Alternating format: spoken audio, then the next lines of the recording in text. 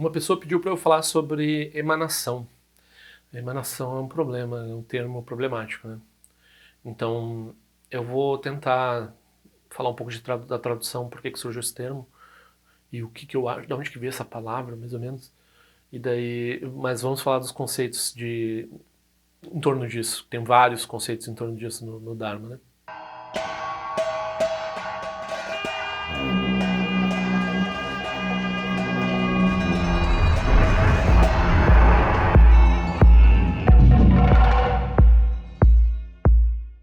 Então, emanação é um pouco como o eflúvio, é como um pouco o suor, né? Então tu tem uma luz aqui, assim, e tu tem um raio da luz, né? Tu consegue ver, se tu tiver uma certa questão ótica, assim, tu consegue ver a fonte da luz e daí tem como é que se diz, uma orbe luminosa ao redor que tem mais a ver com a tua com a qualidade do ar entre tu e a fonte de luz e com a qualidade da tua lente, da tua forma de perceber luz, que cria essa, né, emanação. A gente usa essa palavra emanação, assim, que é como se fosse um subproduto da luz, né? Então tem a luz, daí tem um subproduto, assim.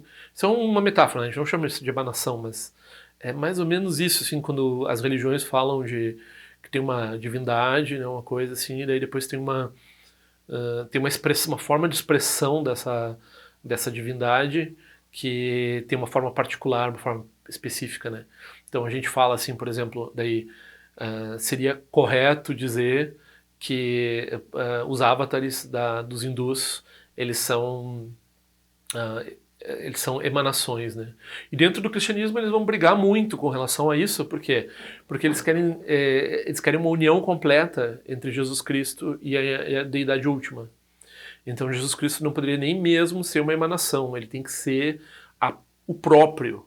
Ele não pode ser uma cópia carbono, né? Em algumas tradições, as tradições mais comuns, né? Então, algumas tradições no passado foram condenadas por heresia porque elas distanciavam de alguma forma transformavam ele numa emanação em algum tipo, assim, né? Daí, claro, daí eles vão brigar em cima de quanto uma emanação é diferente da.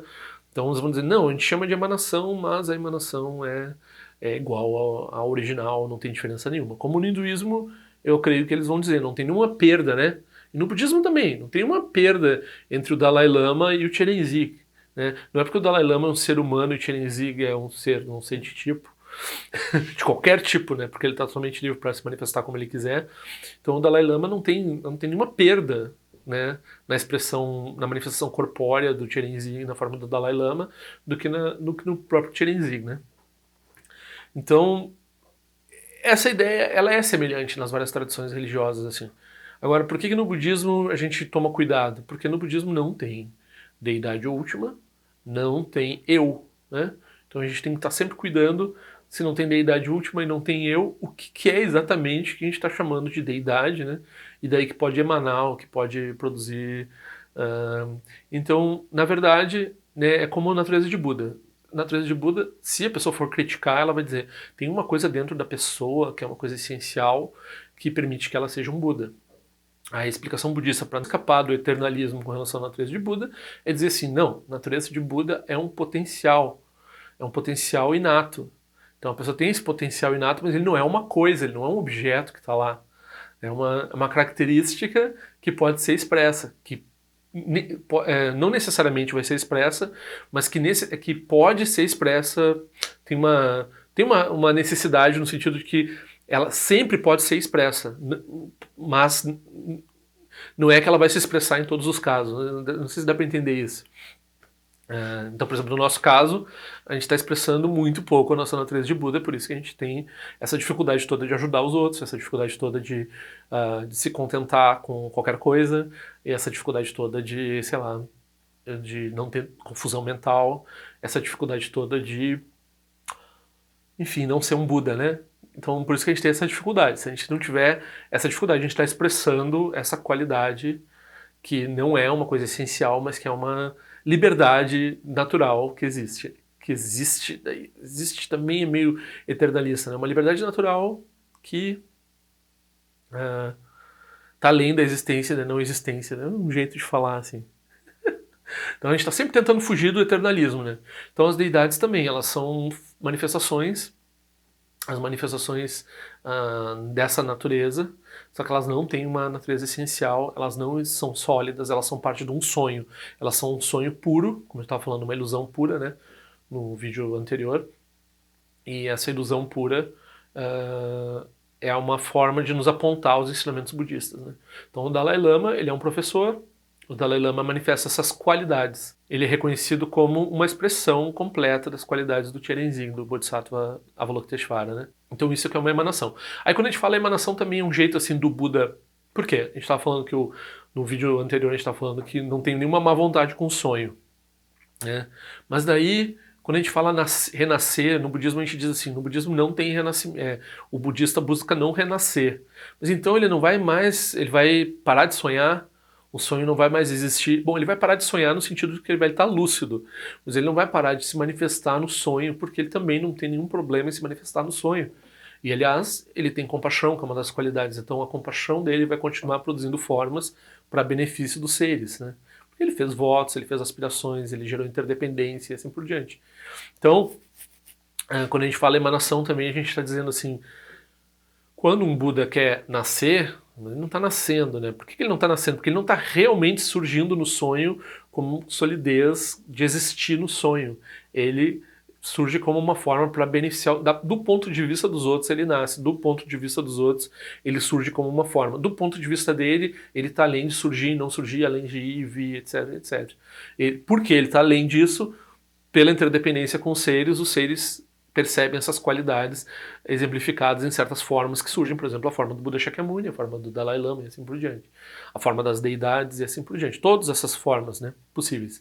Então, quando morre um grande professor budista e ele é considerado realizado, a gente não diz que ele renasce, porque se ele estiver renascendo é porque ele está voltando ainda por apego, para solidificar um sonho, para passar por experiências humanas ordinárias e para enfim, para se confundir no samsara novamente, assim por diante. Então, um ser realizado, ele, do ponto de vista dos seres que tem mérito, ele retorna. Do ponto de vista dele, ele não está nem aqui, nem lá, nem acolá, não está em lugar nenhum. Ele não é, nem mesmo em lugar nenhum ele não está. Ele é além dos conceitos, ele é a própria realização, né? Então ele está além de qualquer forma de expressão particular. Por isso, quando os seres têm mérito, uma forma de expressão particular surge para esses seres que têm mérito. E daí a gente diz que ele emanou, né? Então, renasceu para mortais que vão por apego, emanou para quem vai por compaixão. Então, quem surge por compaixão é uma emanação das qualidades da mente. Não é alguém que veio aí para se enganar no samsara e sofrer e assim por diante, né? Na tradição budista dos tibetanos, principalmente, a gente vê as crianças, desde criança, elas têm essa noção, né? A gente pode, se você é muito cínico, você pode dizer, mas elas têm essa noção porque os professores deles ensinaram para elas e assim por diante, né? Mas não, elas têm essa noção porque por que elas aceitam facilmente? Algumas não aceitam, outras aceitam facilmente. Algumas são bodhisattvas, né? Então eles ainda estão oscilando. Então de vez em quando eles ainda perdem um pouco, eles ainda caem em confusão, né? Então a gente vê vários graus e tipos desses tulcos, né? Tulco quer dizer corpo de emanação física, né? Então manifestação no mundo com um corpo. Então, Shakdu Tulku Rinpoche, Tulku é a palavra para emanação física, né? Lonku, Sambhogakaya é uma emanação como uma deidade, assim, uma forma pura, né? E Choku é o Dharmakaya, que é além da emanação, né? É a fonte das emanações, assim, ele é não manifesto, né? Então, ele é prenhe de possibilidades, mas ele não se particularizou em nenhuma possibilidade, né? E os três kayas, eles são só uma coisa, na verdade, né? Então, quando a pessoa tem a realização, ela vê uma coisa só. quando nós estamos didaticamente falando, a gente vê uma manifestação de forma pura, uma manifestação de forma impura, que é o corpo, e uma manifestação, além da manifestação, que é a própria natureza de Buda, né? A própria natureza livre de expressão. Então, parece esotérico isso, né? Mas no fundo a gente está falando dessas qualidades, desses potenciais e dessas possibilidades, dessa não má vontade com o sonho, dessa capacidade de trazer benefício para os seres, que surge nunca do lado do Buda. O Buda não tem nenhuma vontade de se manifestar. Sim. Ele não tem nenhuma má vontade em se manifestar. Ele não tem nenhum impulso desse tipo de manifestação ou não manifestação. Mas os seres, se eles têm mérito, eles usufruem da manifestação do Buda porque ela é totalmente livre para se manifestar. Então quando a gente reconhece Budas, quando a gente reconhece tulkus, quando a gente tem professores do Dharma e assim por diante, isso é uma manifestação do nosso mérito. A gente pode regozijar com isso, né? Não sei se era isso que a pessoa perguntou, né? As pessoas gostam de deificar isso, gostam de reificar também, deificar e reificar. Então, a nossa tendência é sempre retornar para os ensinamentos sobre vacuidade e daí retornar para os ensinamentos sobre os sofrimentos do samsara, para botar um pé no chão na pessoa, para a pessoa não ficar viajando, né, criando ideias e viajando nas ideias dela. Então, essas ideias elas são importantes, são bonitas, mas se forem só ideias, se a pessoa não tiver experiência de ver essas possibilidades, de reconhecer esses seres, ela não tem esse mérito. Então, daí, se ela não tem esse mérito, se ela não vê nem o Dalai Lama como um ser realizado, se ela não vê nem o próprio Buda Shakyamuni como um ser realizado, muito menos ela vai ver o próprio professor dela, muito menos ela vai ver... Então, tem essa pergunta também que as pessoas fazem, eu acho muito absurdo. Tem seres iluminados hoje em dia na Terra? Mas um ser iluminado, por acaso, ele existe unilateralmente do lado dele? Então, a partir do momento que você, por exemplo, pratica o Vajrayana, todos os seus professores de quem você tomou a iniciação, você considera iluminado. A gente vai dizer para outra pessoa lá, no meu fulano ali, ele é iluminado. Não, tu não vai ficar dizendo para a pessoa porque é de mau gosto, né? Se a pessoa não vê por ela mesma, não adianta dizer. E se a pessoa, né, vai ouvir de alguém, se ela acreditar também, ela está se perdendo, porque qualquer um tu pode dizer que é, né? Se tu quiser inventar, tu pode chamar o Donald Trump de ser iluminado, tu pode chamar, sei lá, né? Ele até, mesma pessoa citou um exemplo, não, eu acho que o fulano era, mas ele morreu, né? Ele era iluminado. E o fulano que essa pessoa citou não é da tradição budista, né?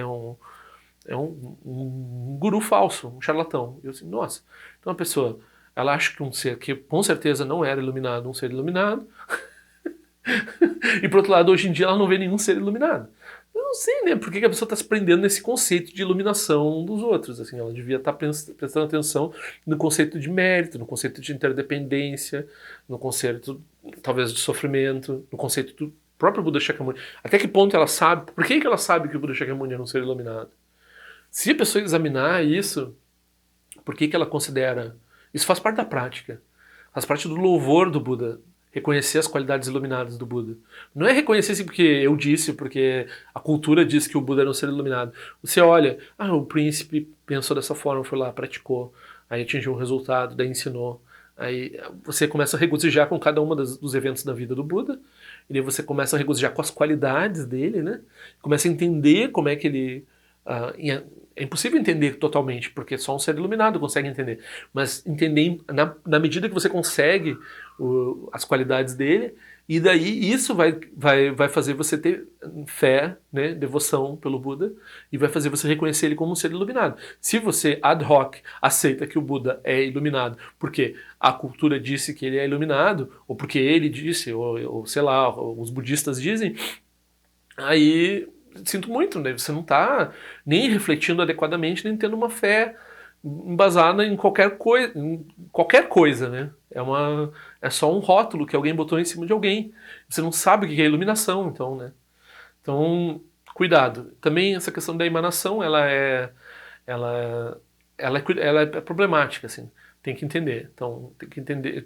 Vamos ver o que vai surgir nos comentários das pessoas com relação a isso.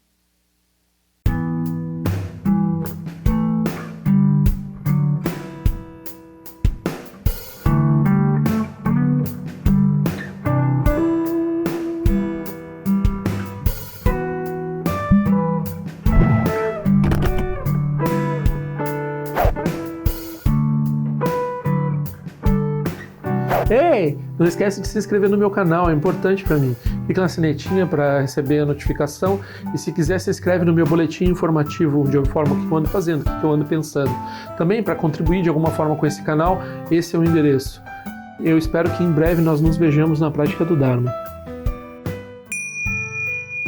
Ao longo de minhas muitas vidas e até este momento, todas as virtudes que tenho alcançado, inclusive o mérito gerado por esta prática e todas as que vier a conseguir, ofereço para o bem-estar dos seres sencientes. Possam a doença, a guerra, a fome e o sofrimento diminuir para todos os seres, enquanto sua sabedoria e compaixão aumentam nesta e em vidas futuras. Possa eu claramente perceber todas as experiências como sendo tão insubstanciais como o tecido do sonho durante a noite e imediatamente despertar para perceber a manifestação de sabedoria pura no surgir de cada fenômeno. Possa eu rapidamente alcançar a iluminação para trabalhar sem cessar pela liberação de todos os seres. Nirawe Korajinga Sumpana Neoma Lundi Kwene Cherezin Wate Jinja Soiza Pekajar Produtin Jurchi Om Sochi Jamen Champene Jirasawa Kunchatuzi Zetai Bai Mediano Jurchu Piamania Jogisa Sundatu Tin Jurchi Chime Kwene Pema Samba Sasora Jese no Pai Garjuan Shuku tu Peku Kose Destintes Indar Shinju Shigmetu Jutru Panange Wacha Tungo Pateno Muyengi Kupamalora Sanelundu Tileta Tutin Jurchi Pemeja Sum Pemeri Suche Pemetan Lachi Kusizuan Pemancho de Droma Soji Nani Bemelunde do Jurchi Penenjoane Chimpote Payuri Nebadan de Basi Pechambundan Kosesha Senten Jurchi Kusun Sanje Guru Rinpoche quando condade o Ajimbo Jabarche com seu tutor da poça só deve só lá do sushi não se mueve chuva dança balão de dropa gelo uma rumba zaguru pema cede que loja som de loja essa linha são de papel do jusho sung não guarda midral do sungele show